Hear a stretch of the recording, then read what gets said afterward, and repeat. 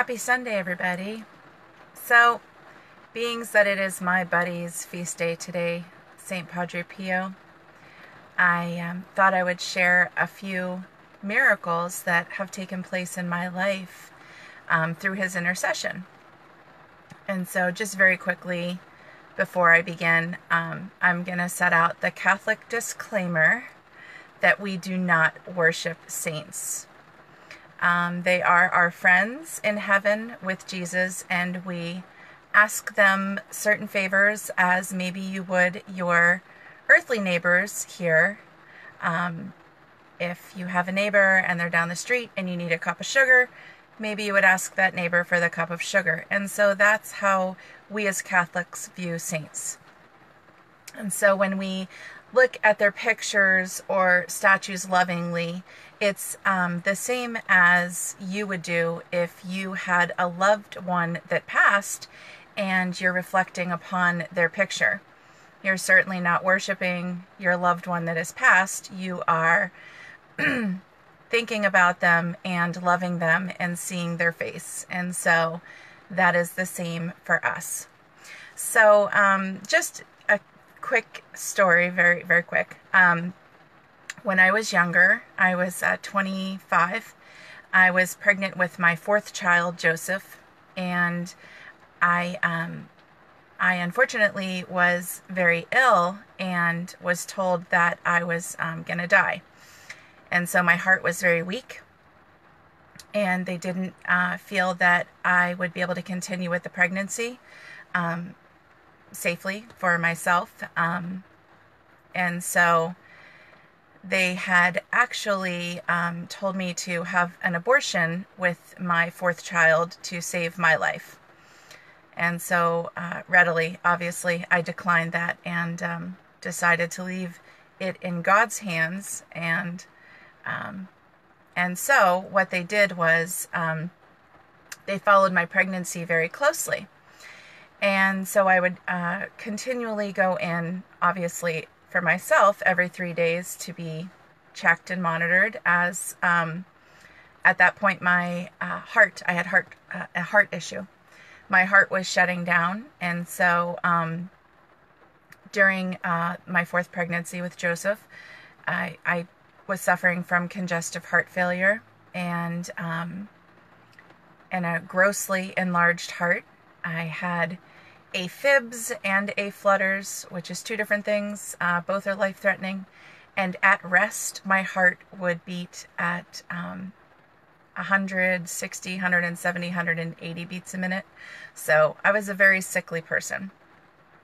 So that being said, not only did they monitor me closely, but they wanted to have me deliver the baby as soon as possible, not the full 40 weeks, because they knew my body could not withstand the pregnancy anymore. So I guess I was about 8 months pregnant, and I went in for an ultrasound of Joseph, and the woman brought in the doctor, and the doctor then informed me that Joseph had something called hydronephrosis, something I'd never heard of before, was not familiar with, and so it apparently has something to do with the kidneys and not functioning properly. So I learned a lot about hydronephrosis after this experience, but basically there are 3 types of hydronephrosis you can have.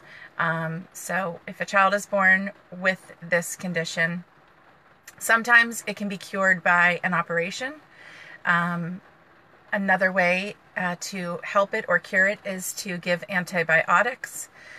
And the third type of hydronephrosis, nothing will help. No operation, no antibiotics. They really don't know why it is happening. And so, of course, Joseph had the third. Nothing was going to help him. No operation, no antibiotics. It was just something that he was going to have to live with, and we were going to have to monitor. And so shortly after I had Joe, we would have to go into the urologist for him every 3 days, and they would then monitor his kidneys, and so I had a scale at home, and I had to weigh his diapers and had a big chart. I had to do his temperature 3 times a day. So it was a process. And I was quite sickly myself. So obviously, with being as sick as I was, having 3 other children, and now this newborn who was quite ill, it was just something that I couldn't handle. And so by the time Joe was like 3 weeks old, our last appointment, his kidneys were worsening, and the one kidney was, I guess they rate the kidneys by mild, moderate, or severe, and that shows, how the kidneys are functioning. And so Joseph's one kidney was moderate to severe, and the other kidney was moderate. And the doctor had said basically that it, wasn't looking good, and so just to keep a close eye on him, and if there were any changes, like he would have to go into the emergency room. And so I decided, look, God, I have enough on my plate with me being this sick and having all of these little ones. I needed a miracle. There's no way I could handle a sick child in addition to what I was, physically going through. And so we went to the Padre Pio Center, which is located here in Bartow, Pennsylvania, which is about an hour outside of Philadelphia. And so a little backstory to Padre Pio. He is most noted for having the stigmata of our Lord. And so he had the holes in his hands, his feet, and his side, and his hands constantly bled. And because they constantly bled for 50 years, by the way, 50 years they bled, he would wear gloves. And so once the gloves became saturated, he would take the gloves off and put a new pair of gloves on. And so the Padre Pio Center has a pair of his gloves that he has worn with the blood stains on them, and you are allowed to hold them, pray with them, venerate with them. And so I took Joseph to the Padre Pio Center, and I venerated the baby, and I asked for Padre Pio's powerful intercession, and a complete cure for Joseph, because there was just too much on my plate for me to handle this sick baby and the 3 other little ones. So that's exactly what I did. I venerated the baby, and we went home. So 3 days later, he had been to the doctor, the urologist, on a Thursday. We went to the Padre Pio Center on Friday, and then he had a return visit on Tuesday, so just days later. And she was doing the sonogram of the one side of the kidney, and then of course we flip him around and she's doing the other, and the whole time her face looked puzzled. And so as a mother, of course, I'm watching her every move and her facial expressions, because I'm fearing the worst. And I said, what, it's not good? And she said, no, give me 1 more second. And so she did it again, and she looked at the one kidney, and then she looked at the other kidney, and she stopped, and she looked at me, and she said, Heather, I have a question for you. And I said, sure. And she said, who did you pray to? And I just looked at her, and I said, what do you mean? And she said, it's a miracle. She said, there is absolutely nothing wrong with your child. She said, in 15 years of practice, I've seen this 3 times. She said, so I'm just curious, who exactly did you pray to? And I said, well, I went to the Padre Pio Center, and I asked, Padre Pio for this favor. And so she said, wow, you are the 3rd person in 15 years to have a complete and utter, miraculous, full recovery, and prayed to Padre Pio. And this was, from a doctor. So, so that made it all the more amazing. And he's been fine ever since. He was completely and utterly cured that day. So that was our first miracle. And some of you that know me know the second miracle. And so, sorry if I repeat myself, but second miracle was from me. I last year had gone to the Padre Pio Center in June. I mean, I go to the Padre Pio Center often, but in making it relevant to this story, I went last June. And so a little backstory to myself, I contracted something called myocarditis, which is pretty much a flu that can attack an organ. In my case, it attacked my heart, and it's a very slow process.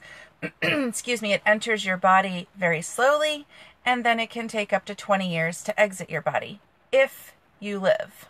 So the ratio of people that live that get myocarditis is not that great.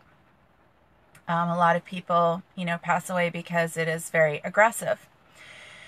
And so for me, it had entered very slowly, and I became sickly, I guess, when I was about 19, although I didn't realize what was wrong with me, all the way through my early 20s. And then, of course, when I got pregnant with Joseph is when I was diagnosed, and he was my fourth child. And so just from there, it's been a lifelong journey of sickness. And I will not bore you and go on and on and on in this video, but suffice to say that if you have ever seen anyone that has heart issues or have been around people, then you know what I'm talking about. So, so my heart was almost in complete shutdown mode by the time I was 25. Congestive heart failure and cardiomyopathy, which is a weakening of the heart. Normal people's hearts fraction, open and close, and pump the blood through their body at 65%. That is the ultimate percentage for anyone. And so mine was at the time fractioning at 43%. And so anything below 45%, you are labeled as you have a cardiomyopathy, which is a weakening of the heart. It gave me left ventricular hypertrophy. I know all of these technical words, but the left side of my heart started to harden, something the doctors said to me they normally don't see in people until they're about 80. But my heart was just, so overworked and failing, unfortunately. And so in addition to that, obviously the congestive heart failure, I was filling up with fluids, couldn't breathe, having trouble breathing, retaining all kinds of water.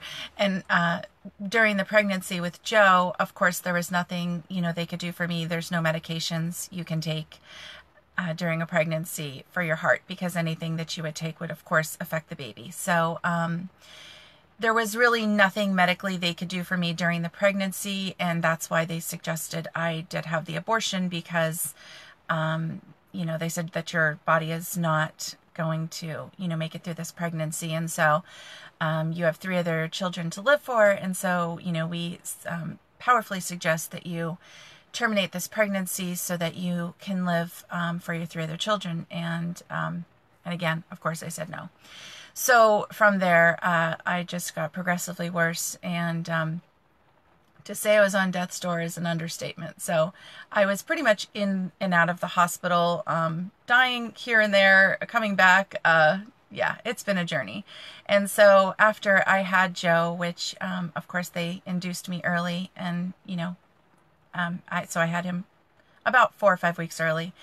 After I had Joe, that was in 1999. So all the way through, for years and years and years, pretty much my whole life, I have been suffering with my heart. And so I have been to heart doctors, and just doing the smallest tasks, make you tired. And my family has indeed suffered a lot because of the different ailments that I have suffered with in a lifetime. So that is the story. So in June of last year, I took a couple of my friends to the Padre Pio Center. I wanted them to be able to venerate with, his gloves, and and of course they knew the story to Padre Pio. And so what I did was took them there with me, and the lady was there, and she did have Padre Pio's gloves. People have asked me through the years, Heather, you've always mentioned that you've gone to the Padre Pio Center and you have prayed for your children and for others, but you've never prayed for yourself to get better. And that is the truth. That was something between God and I felt that it's a cross that God wanted me to bear, and so it would be pretty silly for me to ask him to take away a cross that he had given me to suffer. That's not a martyrdom or whatever, that's just my story. And an explanation of why I never really asked for my health to return. So anyway, when I took them in June, I was just, holding the gloves of Padre Pio and having a personal conversation as you would with any friend, and just telling him about my cares and worries. And my health was not really good at that time last year. It was actually getting much worse, sorry. And so that was just kind of the personal conversation I was having with Padre Pio, because I'm getting older, and the suffering of the body gets a little bit harder, I think, as you get older. And so that was it. I didn't ask for anything. I never asked for a favor. I never asked to be cured or anything like that. I just was talking to a friend, and I venerated with his gloves, and then I gave the gloves to my friends that were with me. Shortly after I had left out of the chapel, normally I could only stand for maybe periods of 5-10 minutes without being in a wheelchair and having my husband or kids have to, push me around in a wheelchair. And I walked from one side of the grounds to the other, which are pretty vast, and I noticed that I was seemingly okay, and I leaned over to my husband and I said, gee, that's weird. I kind of feel okay. And I, did all this walking, and he's like, well, just keep your eye on it. We'll have to see. And so, we did the whole Padre Pio thing, all the grounds and, the museum and all of that, and got back to the car, and I realized, I had been walking for about 35 minutes. And so in that, I thought, okay, that's a definite change. And then when I went to sleep that night, I didn't wake up with palpitations. I know that sounds strange, but I would wake up every night with my heart just thudding on the bed, just duh, duh, duh, and so it would wake me up, and was very hard for me to sleep. And so I noticed that was the first night that I got a full night's rest, and I wasn't woken up by my heart, palpitating. And so I thought, well, that's strange. So I didn't really put two and two together immediately. I won't lie to you, because again, I didn't ask for any favors, so I wasn't expecting anything. And so as the days passed, I started to feel better and better and better and healthier. And about 3 weeks later, this wasn't part of the story, it just was coincidental. I had an appointment with my cardiologist, and so he of course did the full workup, and the EKG, the echocardiogram, where they look at your heart and see how it's pumping. And guys, just an FYI, since I've been 19 years old, my heart has been fractioning at 54%. Since I was 19. I've never heard a number in my life greater than 54%. Since 1999, my heart has been between 43% and 52%. Mostly it's been in the 40s. Again, that is what the fractioning of your heart is. So I've never heard numbers greater than even 54%, and that was more towards when I was a teenager. I went back to the doctor after all was said and done, and all the reports came back, and then of course they had me wear a heart monitor for 2 weeks. So after all of those tests came back, I, went for the follow-up to find out what was going on. And so the doctor was a newer doctor to me, and so he didn't really have a lot of my history, although he knew, obviously, the basics. He said to me, well, everything looks good. And I said to him, oh, okay, so what does that mean? And he said, well, your heart monitor looked good. He said the EKG looked great. He said, we did the echocardiogram and your heart looks fine. So he said, you can discontinue taking the heart medicine you've been taking. And I said, oh, okay, I'm just so surprised to hear that. I said, well, I'm just curious, doctor. I said, what exactly was, is my heart fractioning at? And he said, well, let me look. And he looked down at the paper and he said, it's fractioning at 65%. 65%. I've never heard that number. That was the first time I'd ever heard that number. 65%, like a normal person's heart. And so, I've been fine ever since, and my heart is good, and I'm healthy. And a lot of the other pain that I had with other ailments as well has as well subsided. And so I can definitely attest to more miracles than that from my buddy Padre Pio, but those are two of the biggest that have obviously been the most impactful in our life. And so I just wanted to share those stories with you guys as I head over to the Padre Pio Center today. And when I'm there, I will definitely venerate his gloves for all of your intentions. So I hope this story helped someone or inspired you at least. All right, guys, have a blessed day. Bye.